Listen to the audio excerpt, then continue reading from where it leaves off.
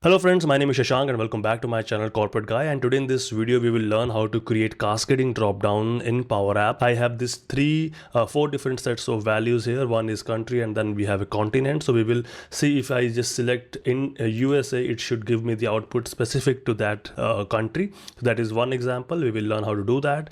And if I use select country as USA and I want to select a specific city from that country, and the second dropdown should give me the specific cities from that country only. So let's say New York, right? And I'll also get the output in a text field here.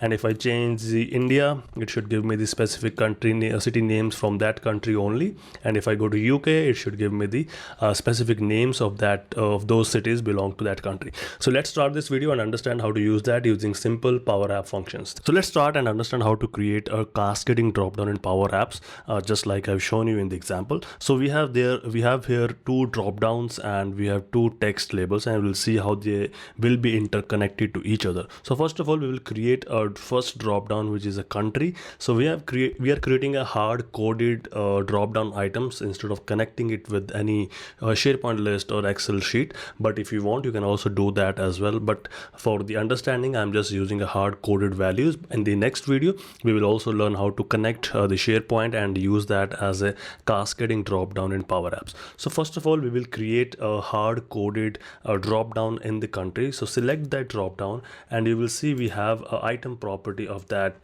drop down. So we will just go into that and we will write down our values inside these two square brackets. So these brackets are often used when you are creating some kind of table or a drop down list. So we will remove all of these item 1, item 2, item 3, and we will replace it with our own examples. So we are creating an example of country, so we will write down the name of countries here, and then we'll see how to use those value as our as our drop down, right? So first of all, let's start with the country. Let's say India, and then we will add another example, UK, and then we can create another one which is Australia. Let's say Australia, and then we can create one more, Brazil, right?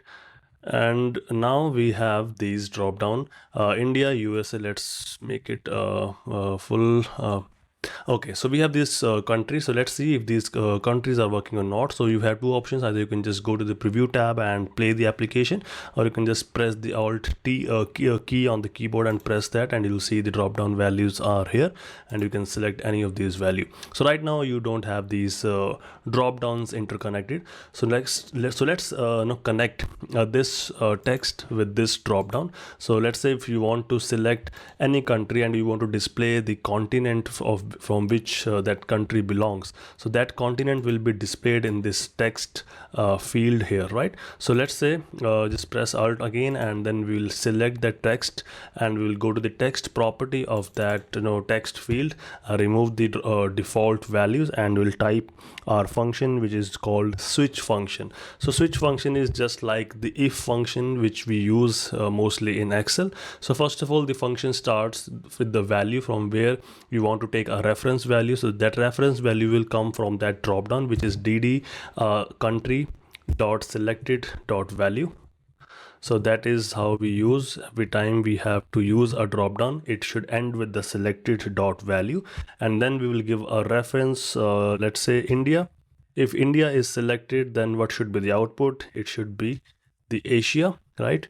And this is how we will keep on adding with the what you call commas and inverted commas. If the USA is selected, then what should be the output? It should be North America, let's say, right? Okay, and so on. If UK, then it should be Europe. Okay. Okay, so let's close this with this example, and we'll see if these three examples are working fine or not, right? So if you can see that it's already starting to take the values from the drop down, because we have already selected India here. And if I just go and preview the application, if I just select USA, it should take the North America as the continent.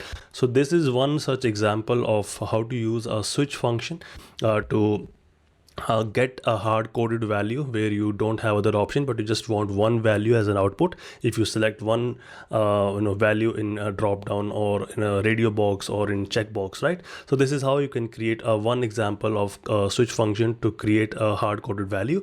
And now we will see how to create another example where you can create two drop downs using the switch function, where you can have the option to select country and then the option to select a city related to that country. So let's go back and just understand how to do that. So if you see in this example, we have just used India and then output as Asia. But in the switch function, when we will use in the city, we will create another list within that heading. So under India, we will have another list of cities, and similarly with the USA and Brazil and UK and other countries, right? So let's go to the city, and we will go and select its items property, and we will write the similar switch function here, and we'll create another drop down items in the city, and that will be used as a cascading drop down, right? So we'll just start simply with the switch function, right? And then we will use again the same drop down, dd country dot selected dot value, and then we'll start with the comma, and then we will add our first header as India, and then we'll open our square brackets, and then we'll create a list of city which belongs to that specific country. So let's say Delhi, then Mumbai.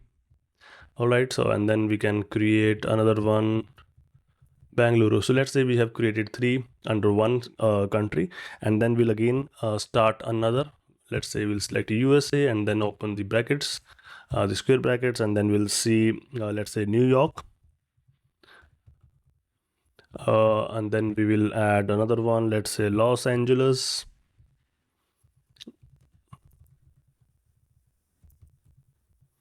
All right, so let's create another one, let's say Chicago.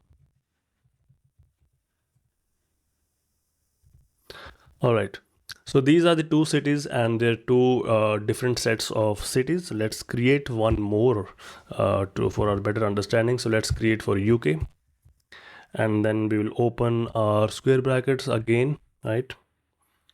So there is a one problem here. We have not started with the commas here. So that is how this function should work. Now we have the UK. So let's create first London. And then we have Manchester.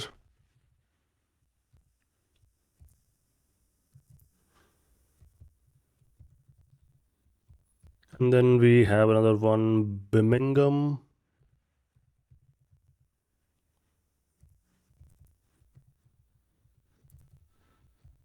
And this is where we will close our brackets, and this is we will end with our with the regular bracket. So this is we have a list of countries within a drop down list, right? So let's try this and see if it is working fine or not, right? So let's enter and run the application on preview. Let's select India and let's go to the drop down. Now you can see we have a list of cities belongs to that specific country, and if I select USA, then it should change to New York, Los Angeles, Chicago. And if I say UK, then we have London, Manchester, Birmingham, right? So this is how you can create the what you call a cascading drop down when you have the hard coded values within the PowerApps. And in the next video, we will also learn how to connect a SharePoint list to create a dynamic set of drop down cascading list of drop down, right? So now next set we will see that how to connect the output of this city to this text label, and it's very simple. So the text label, the text value of this text field, we will just simply go and delete it, and we will select drop down, sorry, dd city dot dot selected dot value. So the whatever value you select here, we will be displayed here. So this is how you can do that, right? And if I select UK, it should change, let's say India, and then it's Delhi, and if you say Mumbai, right? So this is how you can create cascading drop downs in Power Apps, and then you can connect these outputs back to the SharePoint list, or maybe into a collection, or into a SharePoint, or into Excel sheet, right? So this is it for today's video, and in the next video we will understand how to connect a dynamic list, or dynamic drop downs, or dynamic cascading drop downs in Power Apps. So thank you so much for watching this video, and don't forget to like, share, and subscribe. And you can also watch some of my other projects which I have created on Power Apps. And if you want to learn those, please comment tutorial again under those videos, and we'll create a specific a tutorial for those projects. Thank you so much.